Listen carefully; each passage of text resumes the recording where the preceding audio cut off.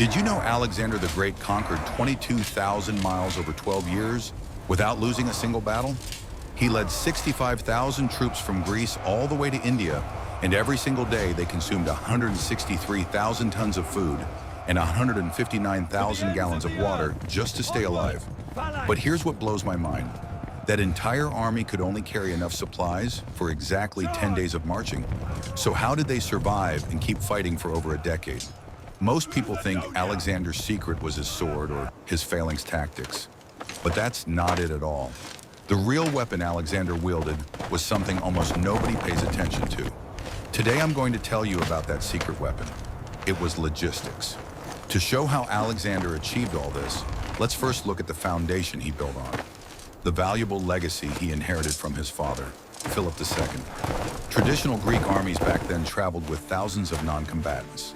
Servants, women, slaves. Sometimes there were more of these people than actual soldiers. They used ox-drawn carts to haul their stuff, which meant they moved at a snail's pace, and their mobility was severely limited. Philip II looked at this system and decided to revolutionize it from the ground up with three radical reforms. First, he completely banned ox carts and replaced them with horses. This was the first time a Western commander had done this. Second, he drastically cut non-combatants.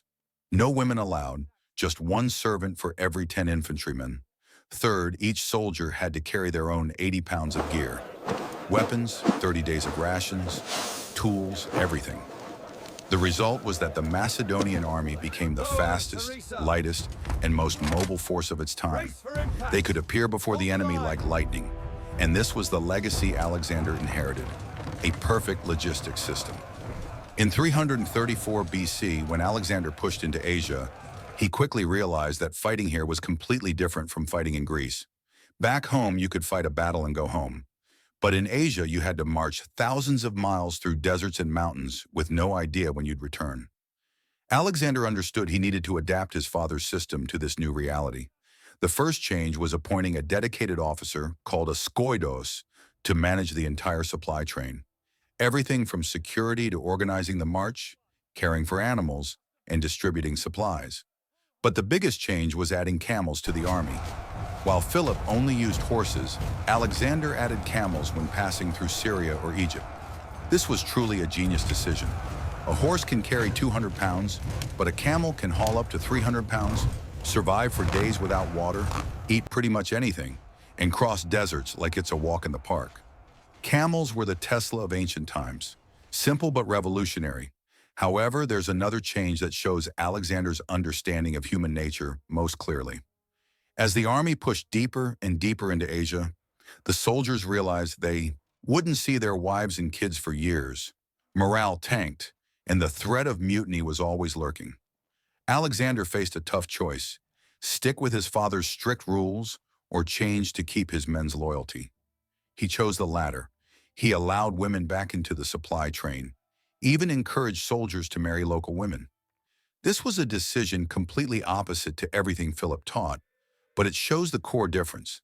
Philip was an engineer who knew how to optimize machinery, while Alexander was a true leader who understood human psychology. This is why I respect Alexander.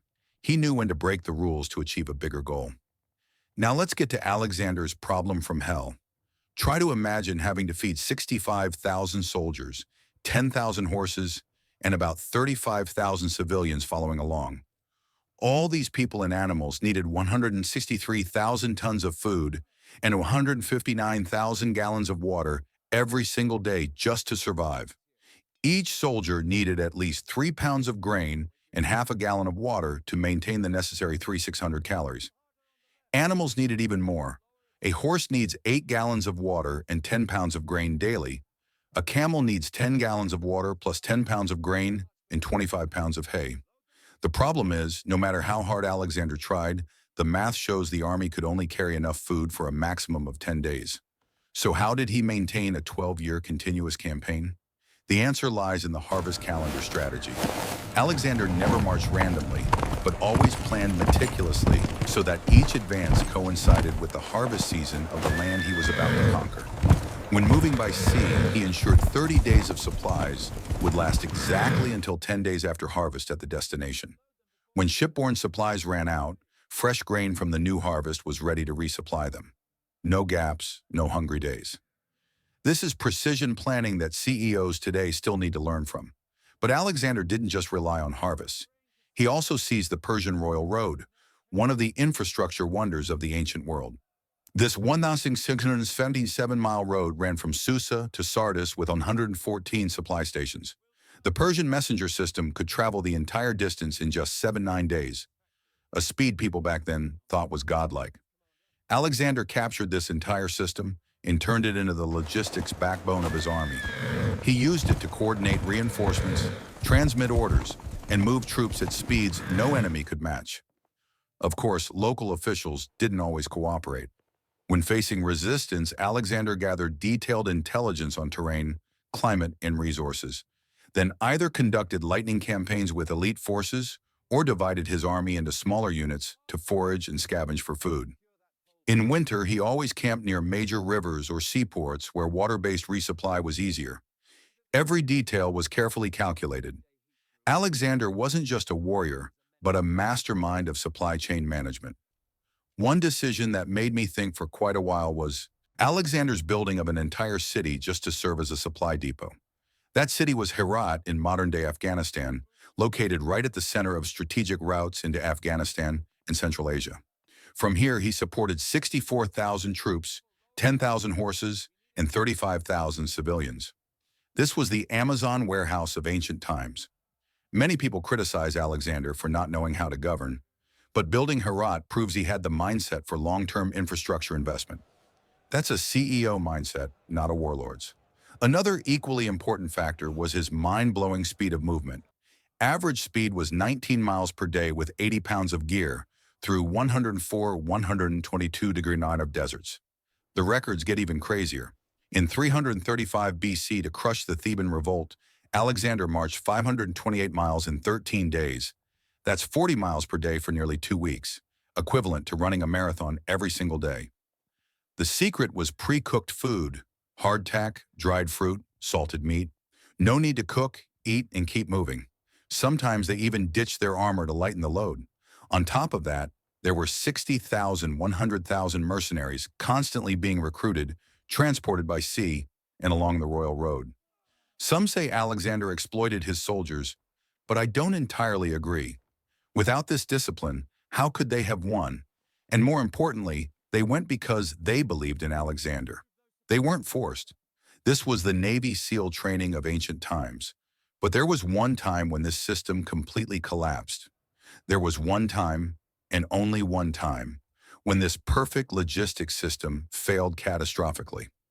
That was in 325 BC, when Alexander decided to march through the Gadrosian desert. This is the greatest pain point for all Alexander fans, myself included. After 10 years of campaigning, the army was exhausted.